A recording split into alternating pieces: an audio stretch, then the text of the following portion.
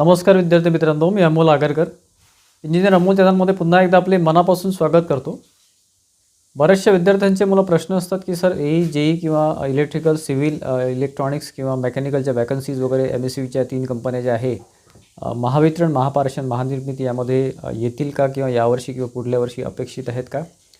तर आपण मित्रांनो आपल्या यूट्यूब चॅनलद्वारे आणि आपल्या टेलिग्राम चॅनलद्वारे वरच्यावर आपण माहिती देत असतो. ज्या काही वॅकन्सीज असतात किंवा वॅकन्सीची पूर्ण प्रोसेस आपण सांगत असतो. एक्झाम पॅटर्न असेल, सिलेबस असेल किंवा एक्सपेक्टेड वॅकन्सी असेल त्याबद्दल वरच्यावर आपण माहिती देत असतो. त्यामध्ये आजच्या व्हिडिओमध्ये मुख्यत्वे आपण जेई म्हणजे कनिष्ठ अभियंता जे डिप्लोमा बेसवर वॅकन्सी असते, सिव्हिल असेल, इलेक्ट्रिकल असेल तर या बेसवर वॅकन्सी असते आणि EEची जी पोस्ट आहे असिस्टंट इंजिनियर, त्याला ग्रॅज्युएट इंजिनियर ट्रेनिंग म्हणतात. तर ते जे आहे ते इलेक्ट्रिकल, सिव्हिल किंवा मेकॅनिकल, इलेक्ट्रॉनिक बेसवर ज्या पोस्ट असतात त्याबद्दल माहिती देणार आहे वॅकन्सीबद्दल.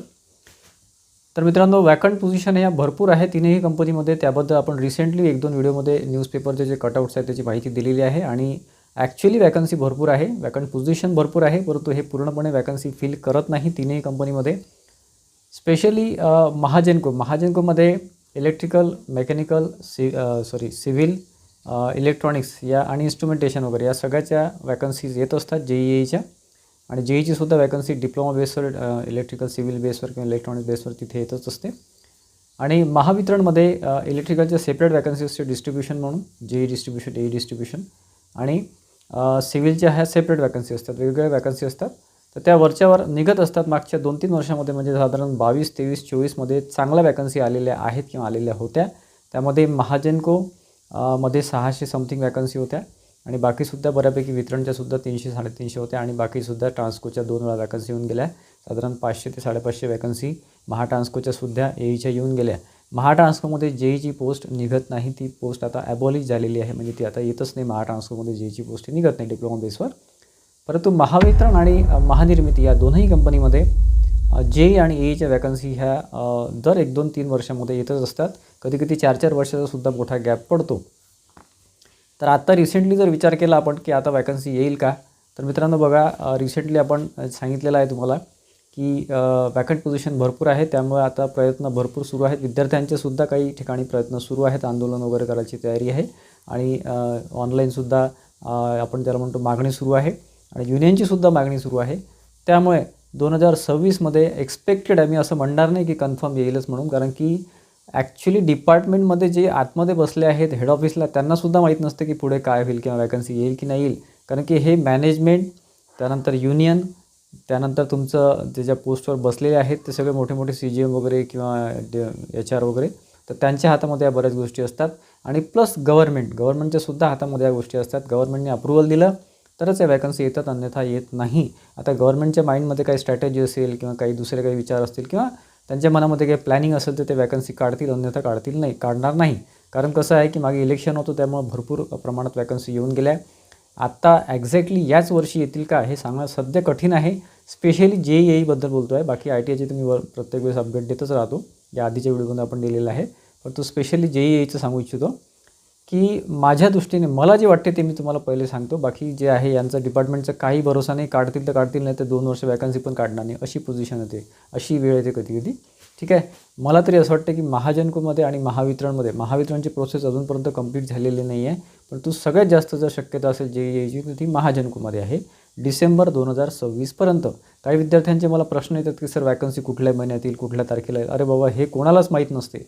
डिपार्टमेंटमध्ये जो बसलेला आहे वरच्या पोझिशनला, हेड ऑफिसला, त्यालासुद्धा हे माहीत नसते की वॅकन्सी आता निघेल की 6 महिन्यात निघेल की 2 वर्षात निघेल. त्याच्यात मी फक्त तुम्ही तयार राहिले पाहिजे त्यासाठी मी वरच्यावर अपडेट्स तुम्हाला देत राहतो. कारण की असे अपडेट्स तुम्हाला कुठेच कोणी देणार नाही. एकदा जाहिरात आली की तुमच्या मागे कोर्स घेऊन सगळे मागे लागतात आणि तुम्हाला माहिती देत राहतात. म्हणजे आपलं एकमेव चॅनल असं आहे की तुम्हाला झोपेतून जागे करणे, म्हणजे तुम्हाला वॅकन्सी नसतानासुद्धा अभ्यास करायला भाग पाडणे, हे काम मी करत असतो. आणि जो आपल्याला विश्वास ठेवून अभ्यास करतो त्याचा पुढे फायदा होतो.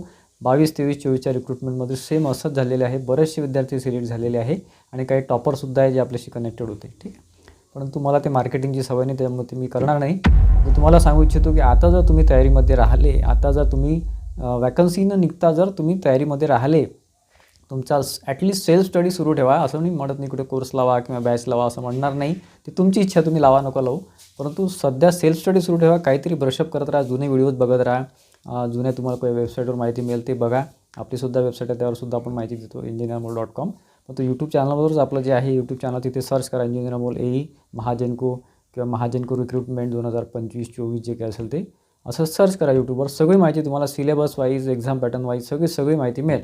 आणि जर अभ्यास सुरू करायचा असेल मॅथ्स, रिझनिंग आणि टेक्निकलचा अभ्यास सुरू करा. टेक्निकलमध्ये पॉवर सिस्टीम, तुमचं इलेक्ट्रिसिटी किंवा बेसिक इलेक्ट्रिकल्स वगैरे, आणि त्यानंतर मशीन्स, आणि त्यानंतर तुमचं इलेक्ट्रॉनिकचा जो पार्ट आहे पॉवर इलेक्ट्रॉनिक, बेसिक इलेक्ट्रॉनिक्स वगैरे तो, आणि मेजरमेंट. हे 4-5 टॉपिक चांगले करा. जर तुम्ही फायनल इयरला असाल, फायनल इयर तुमचं झालं असेल नुकतंच, किंवा तुम्हाला तयारी करायची असेल तर हे टॉपिक चांगले करा. आणि रिझनिंग आणि ॲप्टिट्यूडची तयारी ही कंटिन्युअस सुरू ठेवा. ती लाँग प्रोसेस आहे, ठीक आहे. आणि बाकी कुठला विचार करायचा नाही की बा प्रायव्हेटमध्ये जाईल का, गेट कंपल्सरी होईल का, असं होईल का, तसं होईल का, हे होईल का, ते होईल का. असा विचार केल्याने माणूस निगेटिव्हमध्ये जातो आणि अभ्यास करत नाही. अभ्यासच तुमच्या कामात पडतो, ठीक आहे. बाकी गेट वगैरेच आहे ते 10% मागच्या वेळेस होती, यावेळेस ते बहुतेक 10% लावतील नाही लावतील सांगता येत नाही. ते महाडिस्कॉममध्ये, महाट्रान्सकॉम, महाजेनकोमध्ये गेट 10%सुद्धा कंपल्सरी नाही आहे. त्याच्यामुळे त्याचा विचार करायचा नाही. बाकी ते काय ते पुढं होईल. तुमचं पहिलं काम आता आहे की तुमची तयारी करणे, ठीक आहे. त्यासाठी वॅकन्सीची वाट बघू नका. वॅकन्सी आली तर आली, नाही तर पुढच्या वर्षी येईल किंवा यावर्षी एंडिंगमध्ये येईल, कधी पण येऊ शकते. पण तो वॅकन्सी येईल. मी असं म्हणणारच नाही की वॅकन्सी आता 4 वर्ष येणार नाही, असं नाही होणार. वॅकन्सी पुढल्या 1 ते 2 वर्षामध्ये 27पर्यंत वॅकन्सी येणार आहे. मी तर याच वर्षी एक्सपेक्ट करतो आहे महाजेनकोची, परंतु बघू आपण काय होतं ते. त्याच्यामुळे तुमचं तयारीमध्ये असणं आवश्यक आहे. मला बरेच विद्यार्थ्यांचे प्रश्न असतात, त्यामुळे छोटासा व्हिडिओ तुम्हाला देतो आहे, ठीक. आणि एक महत्त्वाचं म्हणजे तुम्ही जर जॉब करत असाल, बी ग्रॅज्युएट असाल, डिप्लोमा झालेला असेल, तर जॉब करा आणि जॉब करत करत अभ्यास करा. सध्या जॉब सोडून अभ्यास करू नका, कारण की वॅकन्सी किती ड्युरेशन नंतर येईल आपण सांगू शकत नाही. त्याच्यामुळे जॉब करत करत अभ्यास सुरू ठेवा. सेल्फ स्टडी सुरू ठेवा. अभ्यास हा कंटिन्यूमध्येच पाहिजे. आपल्या चॅनलला सबस्क्राईब केलं नसेल तर सबस्क्राईब करून ठेवा. बेल आयकॉन क्लिक करा, जेणेकरून जे महत्त्वाचे अपडेट्स पुढे येणार आहे वॅकन्सीबद्दल, नवीन वॅकन्सीबद्दल 2-3ही ब्रँचेससाठी, ते आपण वरच्यावर तुम्हाला देत राहू. धन्यवाद मित्रांनो.